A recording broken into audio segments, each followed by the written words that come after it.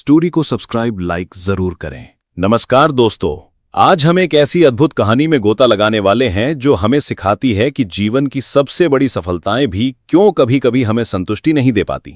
ये कहानी है उस महान ऋषि की जिन्होंने दुनिया का सबसे बड़ा महाकाव्य महाभारत लिखा, लेकिन फिर भी उनका मन अशांत रहा। तब एक महान संत उनके पास आए और उन्हें उनकी अशांति का असली कारण बताया। ये कहानी है श्रीमद् भागवत महापुराण के प्रथम स्कंद के 5वें अध्याय की, जहां महर्षि वेदव्यास और देवर्षि नारद के बीच एक अद्भुत और गहरा संवाद होता है। सूत जी द्वारा सुनाई जा रही कथा के अनुसार एक बार परम तेजस्वी वीणाधारी देवर्षि नारद महर्षि व्यास के आश्रम में आए। उन्होंने देखा कि वेदव्यास जी अपने महान कार्यों के बाद भी अशांत बैठे हैं।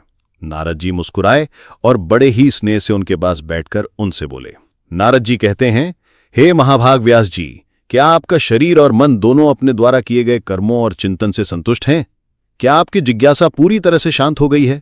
क्योंकि आपने जो ये महाभारत जैसा अद्भुत और महान ग्रंथ रचा है, वो धर्म सहित सभी पुरुषार्थों से परिपूर्ण है। नारद जी की बातें सुनकर वेदव्यास जी का हृदय और भी भारी हो गया। उन्होंने नारद जी से अपने मन की बात कह दी। व्यास जी कहते हैं, आपने जो कुछ कहा वो सब बिल्कुल ठीक है, लेकिन फिर भी मेरा हृदय संतुष्ट नहीं है। मुझे पता नहीं इसका क्या कारण है। आप तो साक्षात ब्रह्मा जी के मानसपुत्र हैं और सभी गूढ़ रहस्यों को जानते हैं, इसलिए कृपा करके आप ही मेरी इस अशांति का कारण बताएं।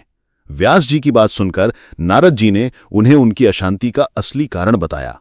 उन्होंने समझाया कि व्यास जी ने धर्म, अर्थ, काम और मोक्ष के बारे में तो सब कुछ लिखा, लेकिन उन्होंने भगवान श्री कृष्ण की महिमा का उस तरह से वर्णन नहीं किया जिससे स्वयं भगवान संतुष्ट हों।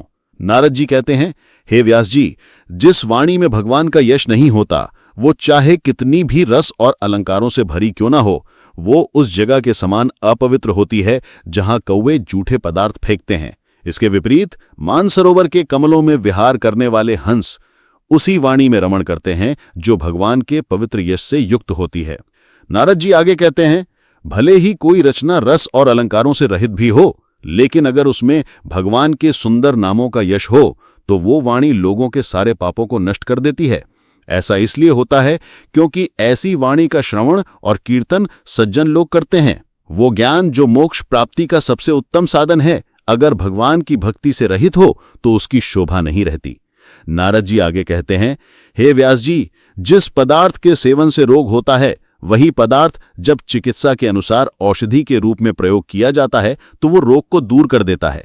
इसी तरह यद्यपि सभी कर्म मनुष्यों को जन्म मृत्यु के चक्र में फंसाते हैं, लेकिन जब वे भगवान को समर्पित कर दिए जाते हैं तो उनका बंधन ही नष्ट हो जाता है। अपनी बात को और प्रभावी बनाने के लिए नारद जी ने व्यास जी को अपने पिछले जन्म की कहानी सुनाई। नारद जी कहते हैं, पिछले जन्म में मैं वेदवादी ब्राह्मणों की एक दासी का पुत्र था। मेरे माता पिता नहीं थे और बचपन में ही मैं उनकी सेवा में लगा रहता था। यद्यपि मैं स्वभाव से चंचल था, लेकिन मैं खेल कूद से दूर रहकर अपने स्वामियों की सेवा करता था। मेरे इस स्वभाव से वे मुनि मुझ पर बहुत प्रसन्न हुए। उनकी सेवा से मेरे सारे पाप धुल गए। उनके साथ रहते हुए मैं प्रतिदिन श्री कृष्ण की कथा सुनता था। श्रद्धापूर्वक एक एक पद गाते गाते मेरा मन भगवान में पूरी तरह से लीन हो गया। उन महात्माओं के साथ मैंने वर्षा और शरद की 2 ऋतुओं में हरि का कीर्तन किया।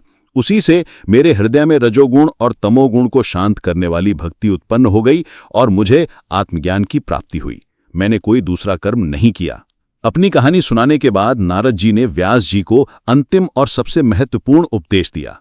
नारद जी कहते हैं, हे व्यास जी, आपका ज्ञान पूर्ण है। आप भगवान की कीर्ति और उनकी प्रेममयी लीलाओं का वर्णन कीजिए। इसी से बड़े बड़े ज्ञानियों की भी जिज्ञासा शांत होती है।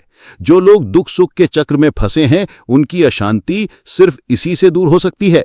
नारद जी की प्रेरणा से ही वेदव्यास जी ने श्रीमद् भागवत महापुराण की रचना की और अपनी अशांति को दूर किया। इस अध्याय से हमें यह सीख मिलती है कि जीवन में कितनी भी सफलता क्यों न मिल जाए, यदि हम अपने कर्मों को ईश्वर को समर्पित नहीं करते तो हमारा मन अशांत ही रहता है।